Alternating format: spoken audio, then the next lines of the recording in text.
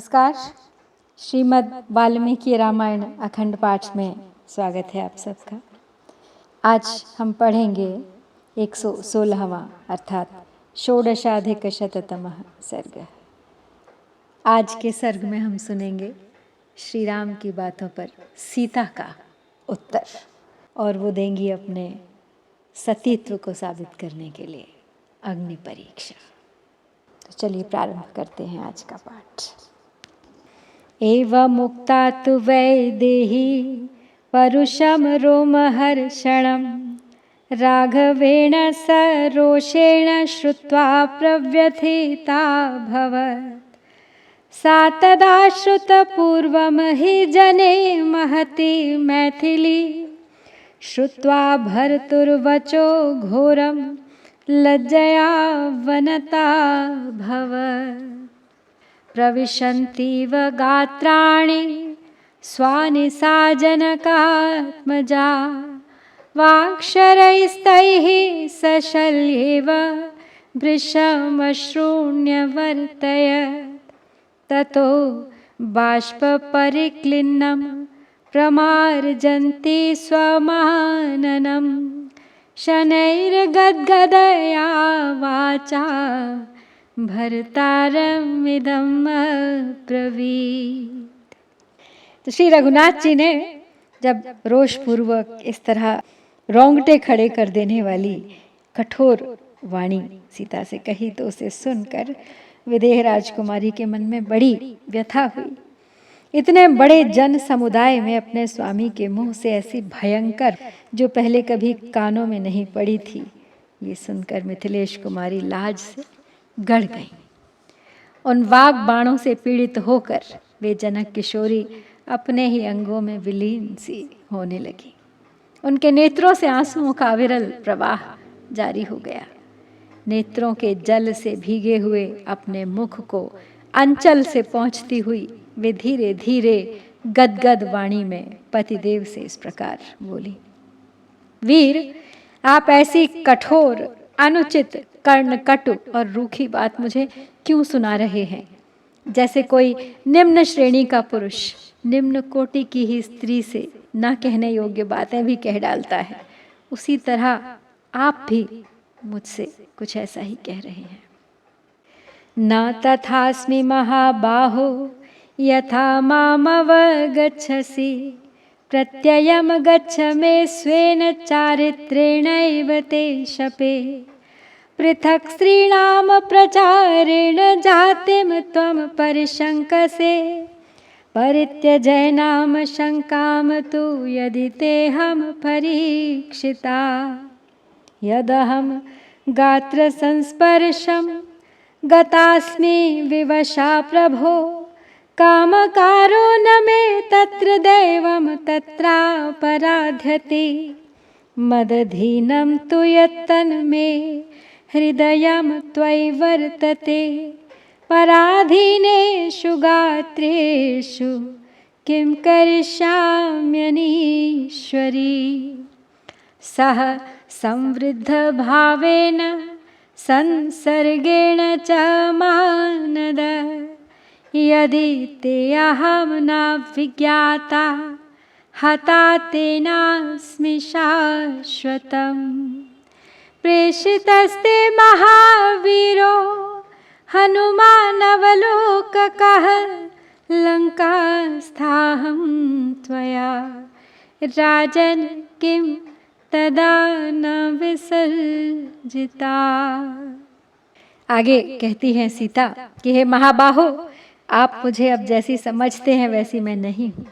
मुझ पर विश्वास कीजिए। मैं अपने सदाचार की ही शपथ खाकर कहती हूँ कि मैं संदेह के योग्य नहीं हूँ। नीच श्रेणी की स्त्रियों का आचरण देखकर यदि आप समूची स्त्री जाति पर ही संदेह करते हैं तो यह उचित नहीं है। यदि आपने मुझे अच्छी तरह परख लिया हो तो अपना इस संदेह को मन से निकाल दीजिए। प्रभु, रावण के शरीर से जो मेरे इस शरीर का स्पर्श हो गया है उसमें मेरी विवशता ही कारण है। मैंने स्वेच्छा से ऐसा नहीं किया था। इसमें मेरे दुर्भाग्य का ही दोष है। जो मेरे अधीन है वह मेरा हृदय सदा आप में ही लगा रहता है। उस पर दूसरा कोई अधिकार नहीं कर सकता, परंतु मेरे अंग तो पराधीन थे, उनका यदि दूसरे से स्पर्श हो गया तो मैं विवश अबला क्या कर सकती थी। दूसरों को मान देने वाले हे प्राणनाथ, हम दोनों का परस्पर अनुराग सदा साथ साथ बढ़ा है, हम सदा एक साथ रहते आए हैं। इतने पर भी यदि आपने मुझे अच्छी तरह नहीं समझा तो मैं तो सदा के लिए मारी गई। महाराज, लंका में मुझे देखने के लिए जब आपने महावीर हनुमान को भेजा था, उसी समय मुझे क्यों नहीं त्याग दिया। प्रत्यक्षम वानरस्यास्य तद्वाक्य समनन्तरम त्वया संत्यक्तया वीर त्यक्तम स्याज्जीवितं मया न वृथा ते श्रमोऽयं स्यात् संशयेनस्य जीवितं सुहृज्जन परिक्लेशो न चायं विफलस्तव त्वया तु नृपशार्दूलरोषमेवानुवर्तता लघुनेव मनुष्येण स्त्रीत्वमेव पुरस्कृतम् अपदेशेन जनकान्नोत्पत्तिर्वसुधातला मम वृत्तं च वृत्तज्ञ बहुतेन पुरस्कृतम् न प्रमाणीकृतः पाणिर्बाल्ये मम निपीडितः मम भक्तिश्च शीलं च सर्वं ते पृष्ठतः कृतम्। सीता श्री राम की बातों का उत्तर दे रही हैं। कहती हैं कि जब हनुमान मेरे पास लंका में आए थे पहली बार मेरी सुध लेने, आपने तभी क्यों नहीं मुझे त्याग दिया। उस समय वानर वीर हनुमान के मुख से आपके द्वारा अपने त्याग की बात सुनकर तत्काल इनके सामने ही मैंने अपने प्राणों का परित्याग कर दिया होता। फिर इस प्रकार अपने जीवन को संकट में डालकर आपको यह युद्ध आदि का व्यर्थ परिश्रम नहीं करना पड़ता तथा आपके ये मित्र लोग भी अकारण कष्ट नहीं उठाते। हे नृपश्रेष्ठ, आपने ओछे मनुष्य की भांति केवल रोष का ही अनुसरण करके मेरे शील स्वभाव का विचार छोड़कर केवल निम्न कोटि की स्त्रियों के स्वभाव को ही अपने सामने रखा है। सदाचार के मर्म को जानने वाले देवता राजा जनक की यज्ञ भूमि से आविर्भूत होने के कारण ही मुझे जानकी कहकर पुकारा जाता है। वास्तव में मेरी उत्पत्ति जनक से नहीं हुई है, मैं भूतल से प्रकट हुई हूँ, साधारण मानव जाति से विलक्षण हूँ, दिव्य हूँ। उसी तरह मेरा आचार विचार भी अलौकिक एवं दिव्य है। मुझ में चारित्रिक बल विद्यमान है, परंतु आपने मेरी इन विशेषताओं को अधिक महत्व नहीं दिया, इन सब को अपने सामने रखा ही नहीं। बाल्यावस्था में आपने मेरा पाणी ग्रहण किया है, इसकी ओर भी ध्यान नहीं दिया। आपके प्रति मेरे हृदय में जो भक्ति है और मुझ में जो शील है वह सब आपने पीछे धकेल दिया, एक साथ ही भुला दिया सब कुछ। इति ब्रुवन्ति रुदति बाष्पगद्गद भाषिणी उवाच लक्ष्मणं सीता दीनं ध्यानपरायणं चितां मे कुरु सौमित्रे व्यसनस्यास्य भेषजं मिथ्यापवादोपहता नाहं जीवितुमुत्सहे अप्रीतेन गुणैर्भर्त्रा त्यक्ताया जनसंसदि या क्षमा मे गतिर्गन्तुं प्रवेक्ष्ये हव्यवाहनम् एवमुक्तस्तु वैदेह्या लक्ष्मणः परवीरः अमर्षवशमापन्नो राघवं समुदैक्षत सविज्ञाय मनश्चन्दं रामस्याकारसूचितं चितां चकार सौमित्रिर्मते रामस्य वीर्यवान्। अब सीता श्री राम की बातों का उत्तर दे रही थी और वो सब कहते कहते उनका गला भर आया। वे रोती और आंसू बहाती हुई दुखी एवं चिंतामग्न होकर बैठे हुए लक्ष्मण से गदगद वाणी में बोली, सुमित्रानंदन, मेरे लिए चिता तैयार कर दो। मेरे इस दुख की यही दवा है। मिथ्या कलंक से कलंकित होकर मैं जीवित नहीं रह सकती। मेरे स्वामी मेरे गुणों से प्रसन्न नहीं है। इन्होंने भरी सभा में मेरा परित्याग कर दिया है। ऐसी दशा में मेरे लिए जो उचित मार्ग है उस पर जाने के लिए मैं अग्नि में प्रवेश करूंगी। अब विदेह नंदिनी के ऐसा कहने पर शत्रुवीरों का संहार करने वाले लक्ष्मण ने अमर्ष के वशीभूत होकर श्री रामचंद्र जी की ओर देखा। उनसे सीता जी का वह अपमान सहा नहीं जा रहा था, परंतु श्री राम के इशारे से सूचित होने वाले उनके हार्दिक अभिप्राय को जानकर पराक्रमी लक्ष्मण ने उनकी सम्मति से ही चिता तैयार की। न हि रामम तदा कश्चित् कालान्तकयमुपमम् अनुनेतुमथो वक्तुं द्रष्टुं वाप्यशक सुहृत् अधोमुखं स्थितं रामं ततः कृत्वा प्रदक्षिणम् उपावर्तत वैदेही दीप्यमानं हुताशनं प्रणम्य दैवतेभ्यश्च ब्राह्मणेभ्यश्च मैथिली बद्धाञ्जलिपुटा चेदमुवाचाग्निसमीपतः यथा मे हृदयं नित्यं नापसर्पति राघवा यथा लोकस्य साक्षी मां सर्वतः पातु पावकः। तो लक्ष्मण ने श्री राम का इशारा पा के चिता तैयार कर दी है। श्री राम ने कटु शब्द कहे हैं, लेकिन उनका अवश्य कोई प्रयोजन है इसके पीछे, वो समझ गए हैं। उस समय श्री रघुनाथ जी प्रलयकालीन संहारकारी यमराज के समान लोगों के मन में भय उत्पन्न कर रहे थे। उनका कोई भी मित्र उन्हें समझाने, उनसे कुछ कहने अथवा उनकी ओर देखने का साहस भी नहीं कर सका। भगवान श्री राम सिर झुकाए खड़े थे। उसी अवस्था में सीता ने उनकी परिक्रमा की। इसके बाद वे प्रज्वलित अग्नि के पास गईं। वहां देवताओं तथा ब्राह्मणों को प्रणाम करके मिथिलेश कुमारी ने दोनों हाथ जोड़कर अग्निदेव के समीप इस प्रकार कहा, यदि मेरा हृदय कभी एक क्षण के लिए भी श्री रघुनाथ जी से दूर न हुआ हो तो संपूर्ण जगत के साक्षी अग्निदेव मेरी सब ओर से रक्षा करें। यथा माम शुद्ध चारित्राम दुष्टाम जानाति राघवः तथा लोकस्य साक्षी मां सर्वतः पातु पावकः। कर्मणा मनसा वाचा यथा नातिचराम्यहम् राघवं सर्वधर्मज्ञं तथा मां पातु पावकः। आदित्यो भगवान् वायुर्दिशश्चन्द्रस्तथैव च अहश्चापि तथा सन्ध्ये रात्रिश्च पृथिवी तथा यथान्ये अपि विजानन्ति तथा चारित्र संयुता।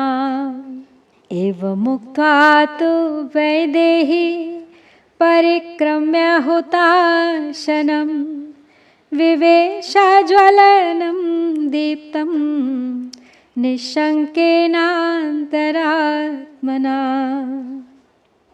जनश्च सुमहांस्तत्र बालवृद्धसमाकुलः ददर्श मैथिलीं दीप्तां प्रविशन्तीं हुताशनम्। सीता अग्निदेव के समीप खड़ी हैं। अग्निदेव से हाथ जोड़कर प्रार्थना कर रही हैं कि आप साक्षी हैं, मेरा चरित्र शुद्ध है, फिर भी श्री रघुनाथ जी मुझे दूषित समझ रहे हैं। यदि मैं सर्वथा निष्कलंक हूँ तो संपूर्ण जगत के साक्षी अग्निदेव मेरी सब ओर से रक्षा करें। यदि मैंने मन, वाणी और क्रिया द्वारा कभी संपूर्ण धर्मों के ज्ञाता श्री रघुनाथ जी का अतिक्रमण न किया हो तो अग्निदेव मेरी रक्षा करें। यदि भगवान सूर्य, वायु, दिशाएं, चंद्रमा, दिन रात, दोनों संध्याएं, पृथ्वी देवी तथा अन्य देवता भी मुझे शुद्ध चरित्र से युक्त जानते हों तो अग्निदेव मेरी सब ओर से रक्षा करें। ऐसा कहकर विदेह राजकुमारी ने अग्निदेव की परिक्रमा की और निशंक चित्त से वे उस प्रज्वलित अग्नि में समा गई। बालकों और वृद्धों से भरे हुए वहां के महान जन समुदाय ने उन दीप्तिमती मिथिलेश कुमारी को जलती आग में प्रवेश करते देखा। सा तप्त नव हेमाभा तप्त कांचन भूषणा पपात ज्वलनम दीप्तम सर्वलोकस्य सन्निधौ ददृशुस्ताम विशालाक्षी पतन्तीम हव्यवाहनम सीताम सर्वाणि रूपाणि रुक्मवेदी निभां तदा ददृशुस्तां महाभागां प्रविशन्तीं हुताशनं ऋषयो देवगन्धर्वा यज्ञे पूर्णाहुतिमिव प्रचुक्रुषुः स्त्रियः सर्वांस्तां दृष्ट्वा हव्यवाहने पतन्तीं संस्कृतां मन्त्रैर्वसोर्धारामिवाध्वरे ददृशुस्तां त्रयो लोका देवगन्धर्वदानवाः शप्तां पतन्तीं निरये त्रिदिवा देवतामिव तस्यामग्निं विशन्त्यां तु हाहेति विपुलः स्वनः रक्षसां वानराणां च संबभूवाद्भुतोपमः। सीता ने प्रवेश कर दिया है जलती हुई उस अग्नि में। तपाए हुए नूतन सुवर्ण की सी कांति वाली सीता आग में तपाकर शुद्ध किए गए सुवर्ण के आभूषणों से विभूषित थी। वे सब लोगों के निकट उनके देखते देखते उस जलती आग में कूद पड़ी। सोने की बनी हुई वेदी के समान कांतिमती विशाल लोचना सीता को उस समय संपूर्ण भूतों ने आग में गिरते हुए देखा। ऋषियों, देवताओं और गंधर्वों ने देखा। जैसे यज्ञ में पूर्णाहुति का होम होता है, उसी प्रकार महाभागा सीता जलती आग में प्रवेश कर रही हैं। जैसे यज्ञ में मंत्रों द्वारा संस्कार की हुई वसुधारा की आहुति दी जाती है, उसी प्रकार दिव्य आभूषणों से विभूषित वसुधारा की आहुति दी जाती है। वसुधारा यानी घी की अविच्छिन्न धारा। उसी प्रकार दिव्य आभूषणों से विभूषित सीता को आग में गिरते देख वहां आई हुई सभी स्त्रियां चीख उठी। तीनों लोकों के दिव्य प्राणी, ऋषि, देवता, गंधर्व तथा दानवों ने भी भगवती सीता को आग में गिरते देखा। मानो स्वर्ग से कोई देवी शापग्रस्त होकर नरक में गिरी हो। उनके अग्नि में प्रवेश करते समय राक्षस और वानर जोर जोर से हाहाकार करने लगे। उनका वह अद्भुत आर्तनाद चारों ओर गूंज उठा। तो सीता दे रही हैं अग्नि परीक्षा। और यहाँ पर हम श्री वाल्मीकि निर्मित आर्ष रामायण आदि काव्य के युद्ध कांड में 116वां सर्ग पूरा करते हैं। इत्यार्षे श्रीमद् रामायणे वाल्मीकिये आदि काव्ये युद्ध कांडे षोडशाधिकशततमः सर्गः। ओम श्री सीतारामचंद्राभ्यां नमः।